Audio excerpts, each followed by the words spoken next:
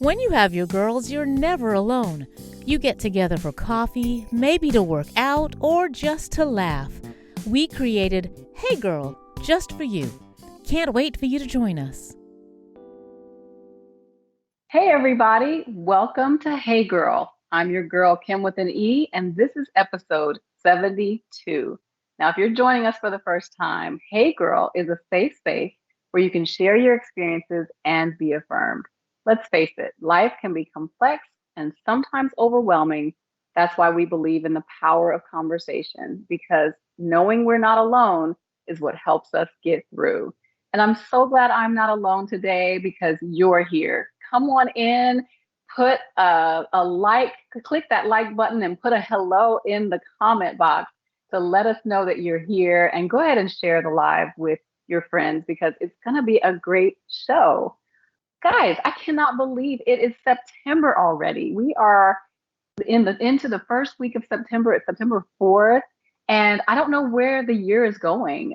The of August is gone. Of course, that's my favorite month, the month of my birthday. But anyway, we're moving on into the month of September, and I'm super excited to kick off this brand new theme. And I said last week, the operative word is kick.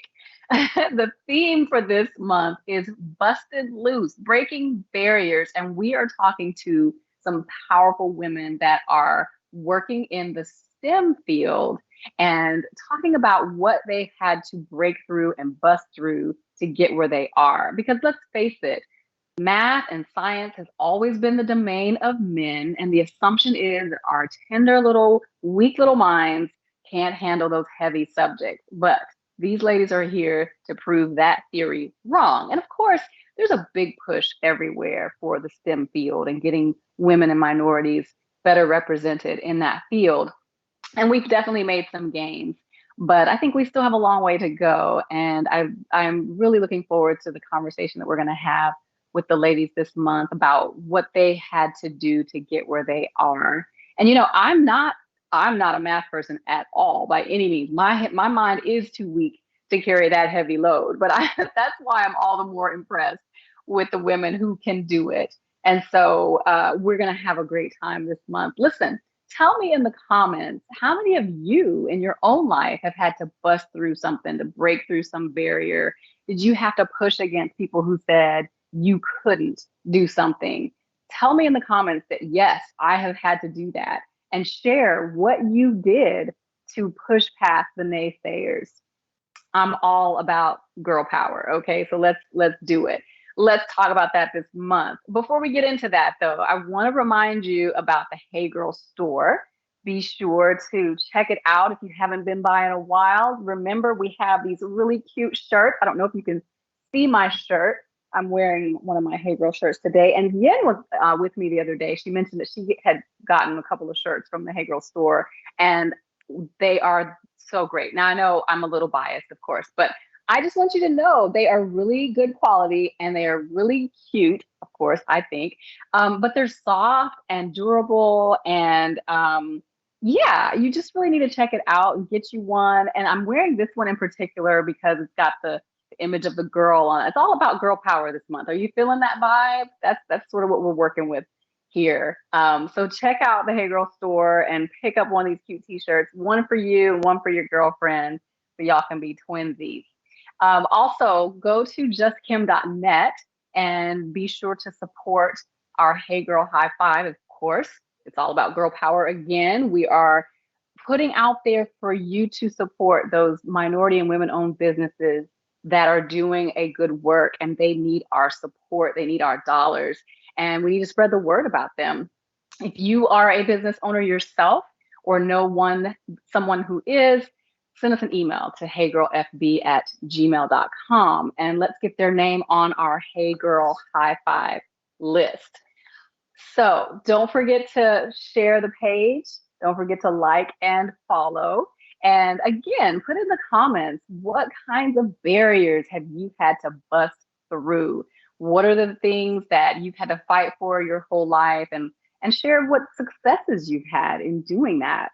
I want to introduce you to a friend of mine. We just became friends a few years ago, but I feel like I've known her forever. such an easy person to love. My guest is Ashley LeBlanc.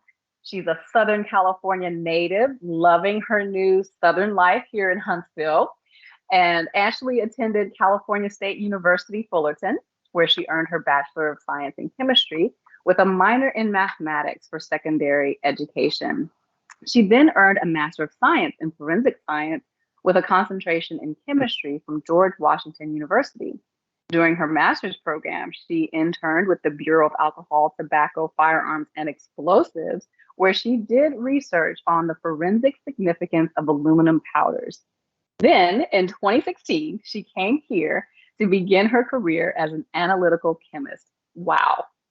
Ms. LeBlanc has a passion for teaching young people about STEM careers and sharing her experiences as a Black STEM professional.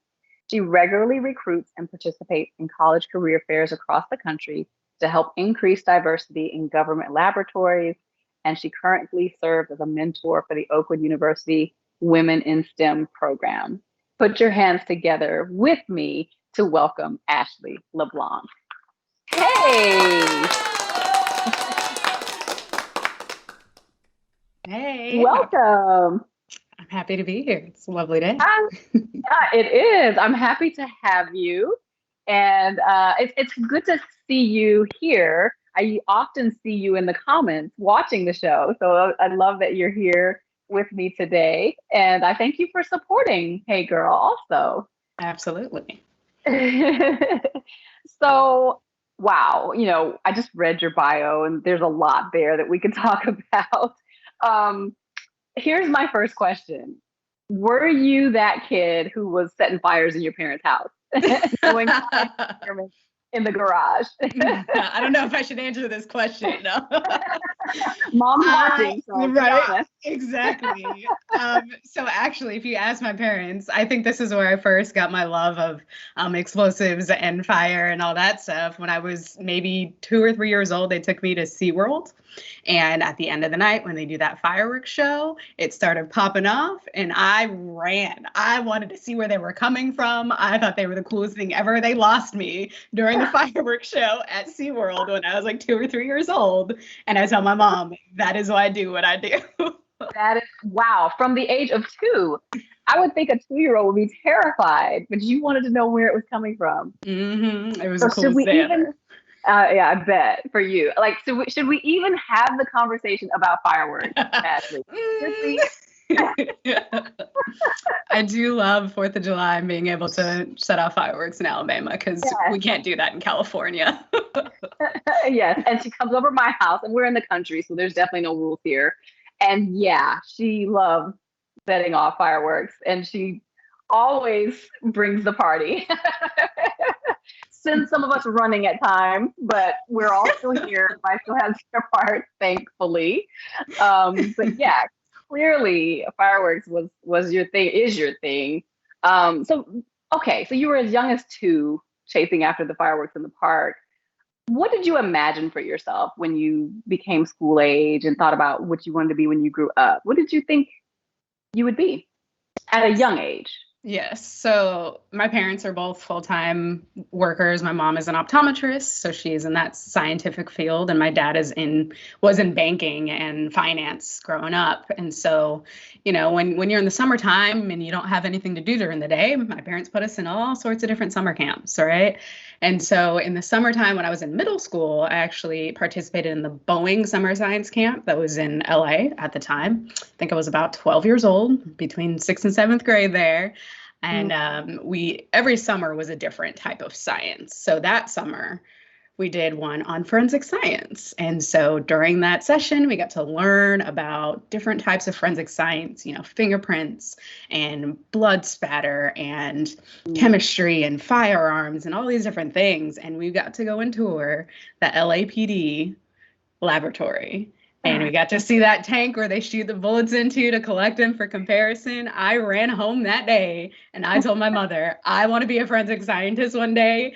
Like, you got to help me get there. And from that day when I was 12 on, it was like, all right, how do we get Ashley to the place we want to go? We connected with multiple different people in the field, figured out that I needed to choose a hard science to start getting to that. And then I can go into the forensic science field. And I mean, the rest is history, right? The rest is history indeed. Wow, that's awesome though. I think what that speaks to is the blessing of a family of parents who could put you in those programs to expose you to what's possible. Because, without that exposure, you don't know what's out there for you to do.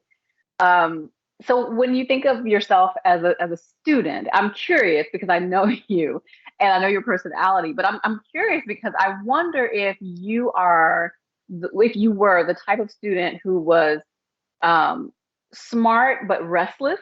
So like, the classroom environment with the rows and the chairs and sitting still was an issue for you, or were you studious and focused? Or were you just that kid who just, towed the line?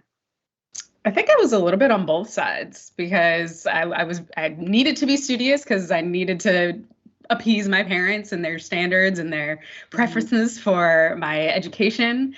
But I also was one of those types of students that just because I took a test doesn't mean that I didn't learn it. If I didn't get a good grade, like I could explain it. I'm a talker, right? I can talk to you all day and tell you exactly what I learned. But in that testing environment, the way that questions are written and all that, I did not always get A's. And I stress that with people. It's more about, how did you learn and can you explain that than you got an A on every single test and had a 4.0 and you're valedictorian. So I think in some aspects I would be really studious, but would get restless because I have high energy, definitely.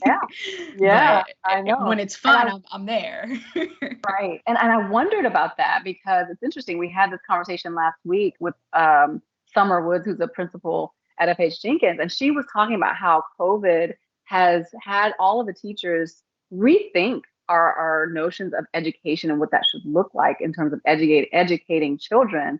And I think that's the blessing, if we can say there's blessings that have come out of COVID, is that sort of clarifying our focus with a lot of the things that we do in our lives, and education being one. Everybody doesn't learn the same. And you clearly are someone who is capable and knowledgeable and studious in your own way, but we sometimes assume that has to look a certain way, like students who can pass tests, who can sit quietly in their desks, who can check all the boxes are the ones we affirm.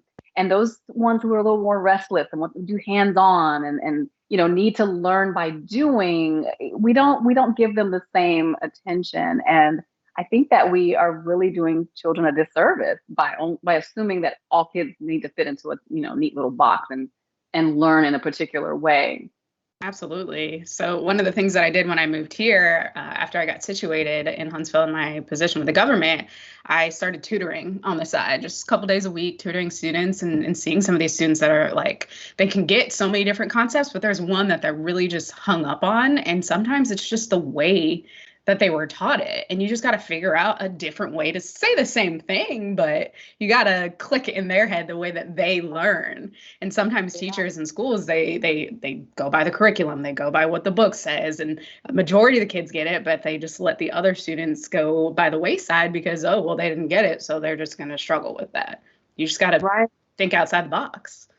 And it's so unfortunate that we put the burden of the learning on the kid. It's like, oh, they didn't get it too bad. There's never any assessment of, well, how was it presented to them? And could it be presented in a different way? Like, no. Either they got it or they didn't. And if they didn't, that's on them.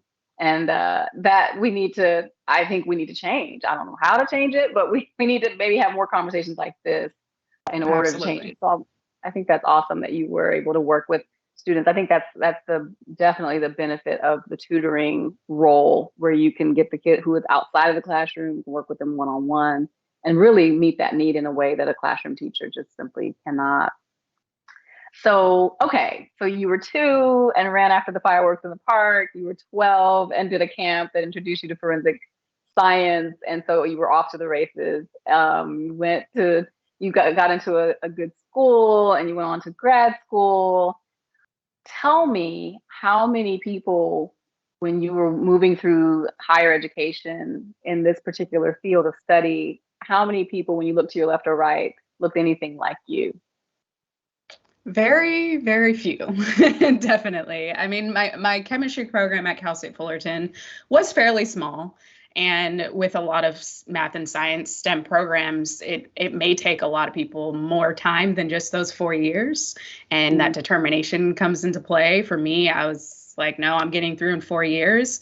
And so I took some of those English and history and, those core classes that you have to take. I'd either be taking them online for in the school semester, I take them in the summertime, in the wintertime, just onesie twosies, so that when I'm in my math and science classes, which was a lot, I could focus just on those instead of having these extra little assignments. Because to me, it's like, okay, yeah, I can go write a paper for my English class, but that's going to take away from my time to study for my organic chemistry test. So I kind of strategically did that to make sure that I got through in those 4 years. And because our science program wasn't huge, there were some courses that, this course is only offered in the fall. This one is only offered in the spring. So you had to have a plan from day one about what you're going to do. And if there were options to swap them and take the B course before the A course or vice versa, you really had to plan that out and work really closely with your academic advisor. But I went to a school that was primarily Hispanic. It's one of the most, they have the most graduates of Hispanic descent in Southern California, Cal State Fullerton.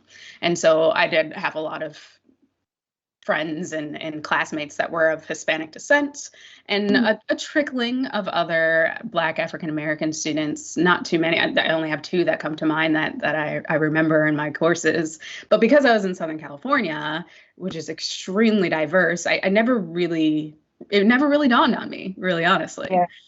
It wasn't until I left California to live, is when I saw it. I see it here in Huntsville. I saw it a little bit in DC, but DC is also an extremely diverse area. So I had a mix of people in my cohort of my chemistry forensic science program. There were no other minorities. It was all white. Most definitely. There was one girl that was in, it was just different cohorts. So we had the chemistry group, we had a toxicology group, a crime scene, and a biology. And so there was one other girl there that was a year ahead of me that was in the crime scene group, that was African American. And we were kind of cool with each other, but when you're into separate years, and it's a 2-year program for a master's, I never really got a very good connection with her, but we knew each other were there, right? But it was, I didn't realize in the moment, but I see it now. And then I see it in my career being in the government and working for a government agency. And as a chemist, when I started as a chemist, I started in a different position when I first joined the government. But in 2018, I became a chemist, and I found out in my specialty of chemistry, I am the first African-American woman as this type of chemist in my agency. And then I find out as well, to this day right now, I am the only African-American chemist in this agency right now. The only one. Period. There are no other chemists in our laboratories. That we have 2, but I'm the only one right now. And in some ways it's like, well, what if I decide I want to do something else? Like, there will be no other, like, there's no one to follow me. And it's so saddening, right? It's like, what? So that's why everything I do, I just keep trying to go out into the community, into the STEM community, and try to find more people of color, especially the Black and African American group, to just see if we need some more. We need some more representation, because I'll take the first, but I don't want to be the only. Yeah, seriously. And I can't help but wonder how much of that has to do with our educational system and the way in which, if a certain group, a certain type of learner is not affirmed, it may discourage them from going down a particular path. And certainly we could only speculate, but I think it really goes back to that, because you're not going to sit here and tell me that you're the only Black woman or Black period or only woman in America that can do this. You know what I mean? Like, so there must be something that's preventing more of us from even going down this path. And maybe it's even also knowing it exists, because as you mentioned, your summer camp is what introduced you to forensics. And, maybe there are those types of programs that are not reaching everybody who might want to jump into a field like this. Absolutely. Because chemistry is not easy. I will not sit here at all and tell you that I got all A's, that everything came to me easily. Absolutely not. I definitely failed a test or two. I will say that. And it is okay. You can recover from it. Absolutely. But having that group, that tribe, that, hey, you didn't do well on this one, but you have next time. It's not over, right? You can continue to do it and get to your dreams, whatever that dream is, and don't be discouraged by one little setback. And that's something that I really highly talk about. Yeah, and I think it's so important. We talk about, I'm sure there are people out there who are like, oh, what's the big deal? However many, of a particular race are represented. But I think you just touched on it. It's that very thing. When you're going through a really hard program, it helps to have people who are coming alongside you and encouraging you to continue down that path. And it may be difficult for those who are the only of their kind in a group. They may feel isolated. They may be isolated. The reality is the reality. And so I think that that's so important. That's the other reason why it's so important to reach back. Like you said, I may be the first, but I don't want to be the only. Pull somebody up behind you, encourage them in this path so that they will stick with it, because we can only do it with support. We can't fight these battles alone. So I also I'm curious, with that in mind, then, I asked at the top of the show, how many of you have been dismissed or disregarded for something that you were attempting to do, or maybe you were assumed to be incapable of doing? In your experience, have you had moments like that where maybe because of the color of your skin, maybe because you're a woman, maybe because you're young, I don't know, you were dismissed and disregarded or assumed not to be capable of doing this kind of work?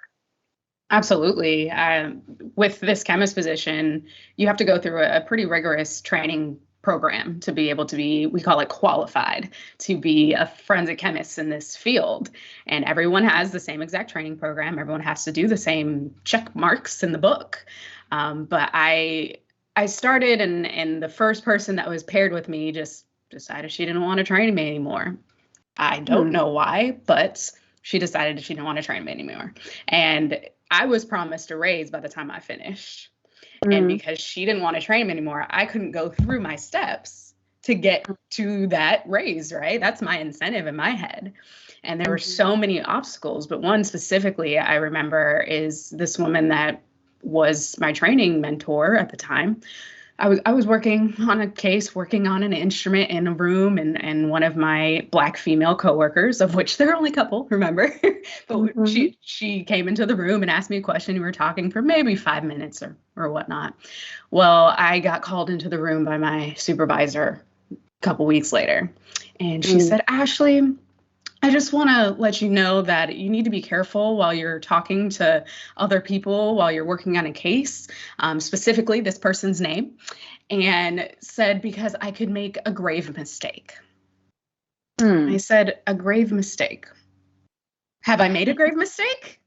Right. I have not made a grave mistake yet at all. I mean, I'm still new into this position and I've only worked so many cases, but I have not made a grave mistake.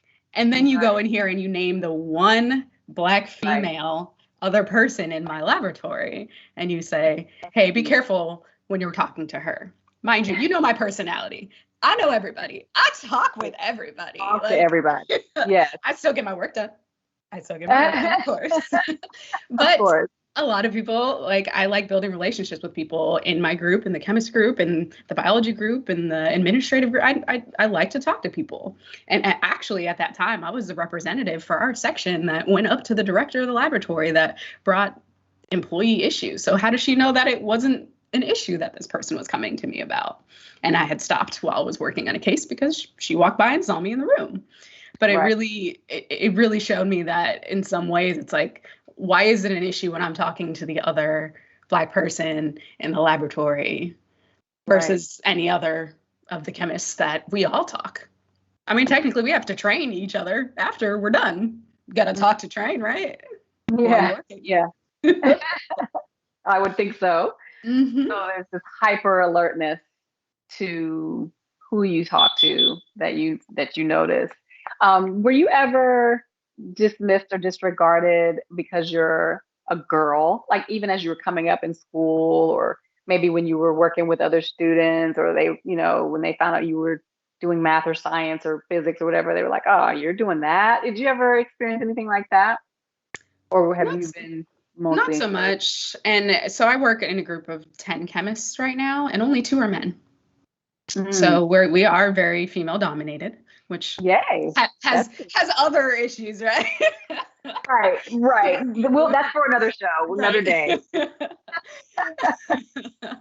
But I think one thing though, being a female in the STEM field is when I just talk to people and network and go to like young professionals events, and I say, oh yeah, I'm a chemist, and they're like, what?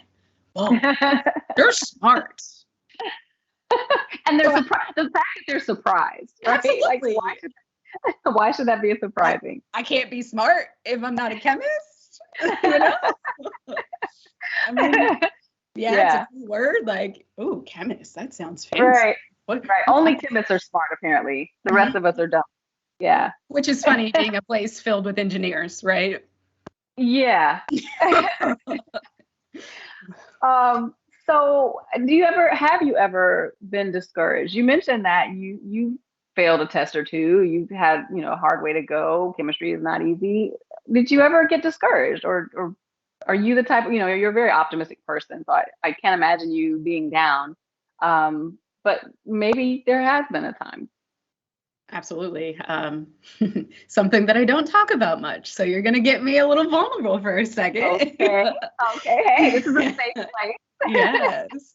So in my graduate program, before you can get your degree, you have to do a competency exam, right? And it covers everything that you covered in all your 2 years of the program. And if you don't pass it, you don't get your degree. So I had a question, one of my chemistry questions on the exam, that I did not answer correctly at all. And because it was a core question, I did not pass my competency exam the first time, which, I mean, I'm sure it happens, but not to too many people, or they just don't talk about it. And it really got me down because I had to still walk and do the graduation ceremony. And fun fact, George Washington University in DC is the only university that gets to graduate on the National Mall. It was right in front of the Washington Monument, the only university. And that's the coolest thing ever. But I was so down that day. Like my family are the only ones that could tell, but they knew that I was just like, I didn't feel like I deserved to be there, because I still had to retake my exam in the summertime. My graduation date is August. It's not May like everyone else. Oh, wow. And so it was very hard. And just because I'd messed up on one question. Oh, man. Right? Yeah. And so I did everything that I could to make sure that I passed it again. And luckily they worked with me, and I only had to do the chemistry portion again for the summer, but I had to pay for more credits to be able to take that summer, because I was on the books as a student. Right. And there's just so much going on in my head, and so many emotions. So a little bit of depression, a little bit of anxiety. Like, what if I don't pass it a second time? That means I did all this for nothing. Right. Even though I figured out what the answer was, but you know, your brain goes to that worst case scenario. Right. And so that was really discouraging. But in that time, I still was selected for my position with the government. I still got that very expensive piece of paper with that degree on it. Still got it. But I think it's so great that you shared what you just shared, because somebody listening right now needed to hear that. So I promise you, everybody has come to a point in their life just like that, where you just feel like, you know what, I blew it. It's done. I'm done. Right. But that's not true.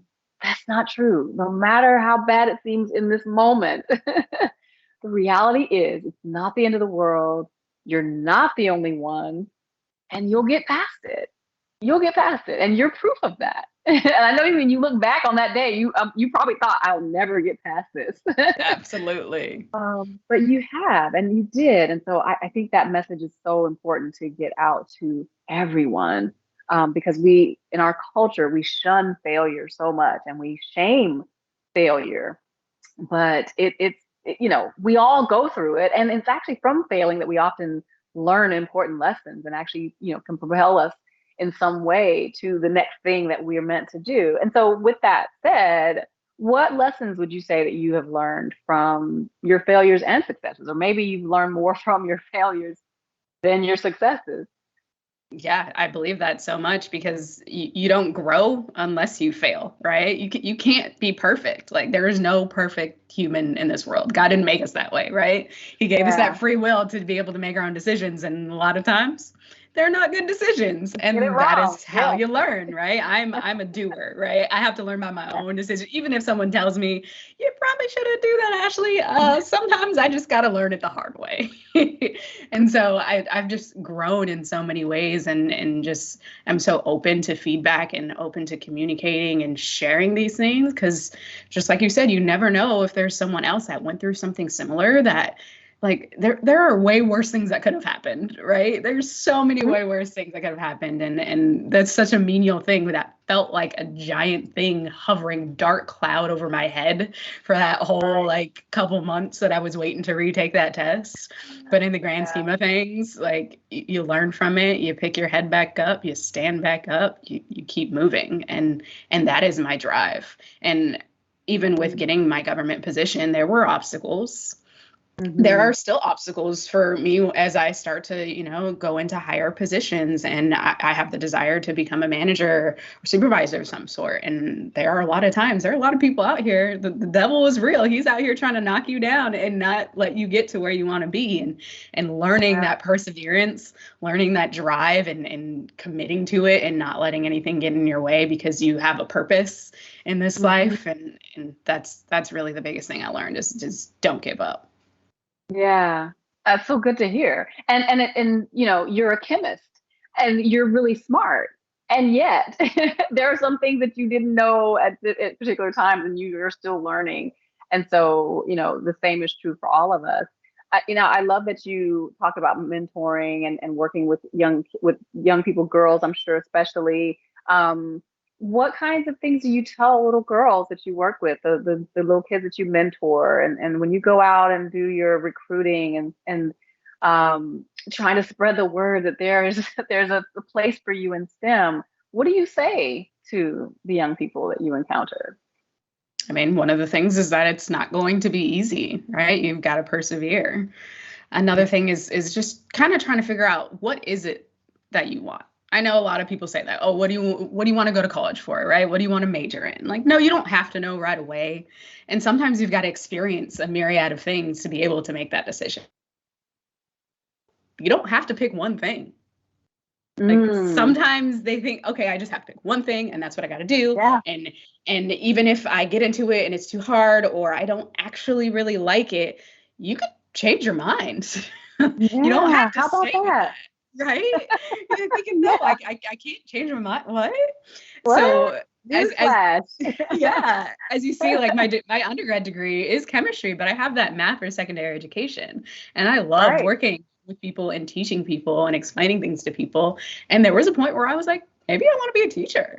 Maybe I want to be a high school chemistry teacher, or a math teacher. And so during my graduate program, I was a long-term substitute in Fairfax County, Virginia. And I was teaching like a regular teacher for a couple months. And I had teachers that came to me and said, hey, I'm going to be out this week for vacation. Can you come and teach my class?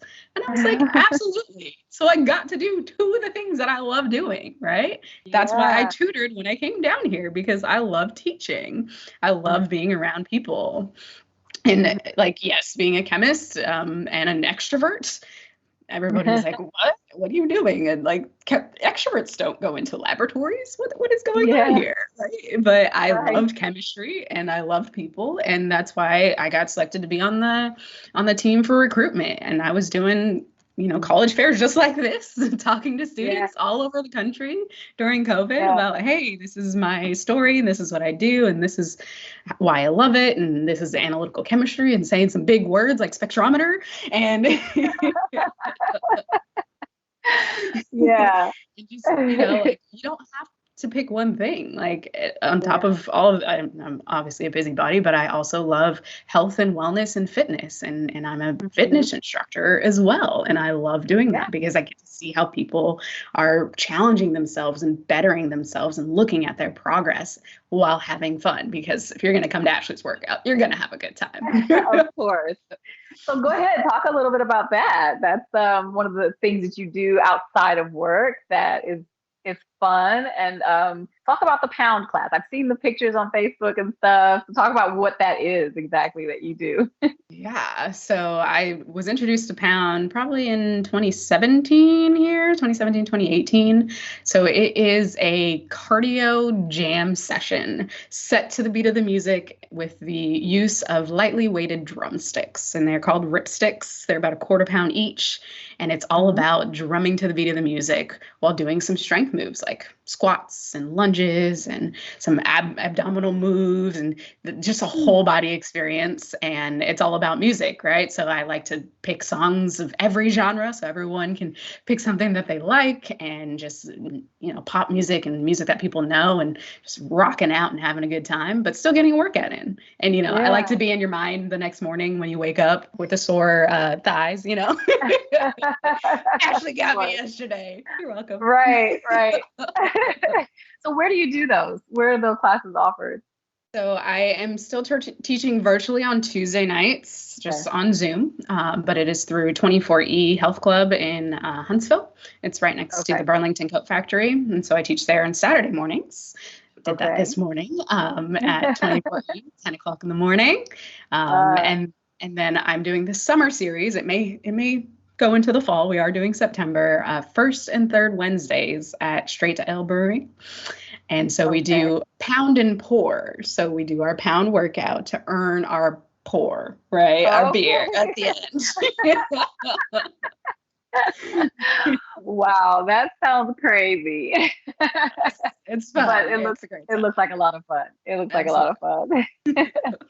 That's great. I love also the message to young people that the sky's the limit, basically. Like, don't limit yourself, even to a STEM career, a STEM field. There's many things that you can do. We had a friend of mine on, Joyce Bellamy, who is a musician and a dentist, right? So, there's proof that you can do more than one thing. And it doesn't even all have to be sciencey. She does dentistry and she does music. So don't limit yourself, and don't assume that you can only take one path, and don't assume that it's not available to you because someone has said, you don't do this well, or you're not doing this well. I think those are the messages that I'm hearing from our conversation thus far, that, it's possible to do just about anything. And Absolutely. So we need to just go for it and not be defeated by the naysayers. And so just so we're clear, those of us who use the other side of our brain, can you, in layman's terms, explain exactly what an analytical chemist does? It sounds really cool, but help us out. Yes. So it's a little bit different than like the theory that you learned in the classroom. It's all very practical. And like we were talking about earlier with, like, I didn't always get the A's on the test, but in the laboratory, it was a field day for me. If I can do it and use my hands and solve problems and puzzles, love puzzles. That is essentially what I do. I solve a puzzle every day. So I'm given a vial of powder, right? Say it's sugar for all intents and purposes. It's a little vial of white, clear, crystalline powder. So I have to use analytical chemistry techniques to be able to identify that it is sugar. And they have to be at least two different techniques, two different ways to identify that this is sugar. So one type of instrument that I use is a an X-ray diffractometer. And that X-ray diffractometer is able to look at the crystalline structure. We all know that sugar is a crystal, right? So the crystalline structure, the way that is put together, these X-rays will go right into it and it'll come off in a certain angle. And sugar always acts in that way. So we use this instrument to say, hey, this crystalline structure is the structure of sugar. And that's it. Once I say that happens in that method and in one other method, at the end of the day, I write my report and say, hey, I found sugar. That's what that was. Yes. Cool. It sounds very CSI. Yes. Go to the crime scene, to investigate the whatever was left behind, and that's the way how you determine things. So, these shows that we watch, these things actually are part of the kind of work that you do. And how cool is that, right? Like, for those of you who think you might want to do something like this, or not even think of chemistry as being cool, but you watch CSI. So yes. They kind of make it cool, right? The actors, actresses, they make it look really easy too. But with a grain of salt, though. Some things are a little exaggerated. Yes, we do I'm sure.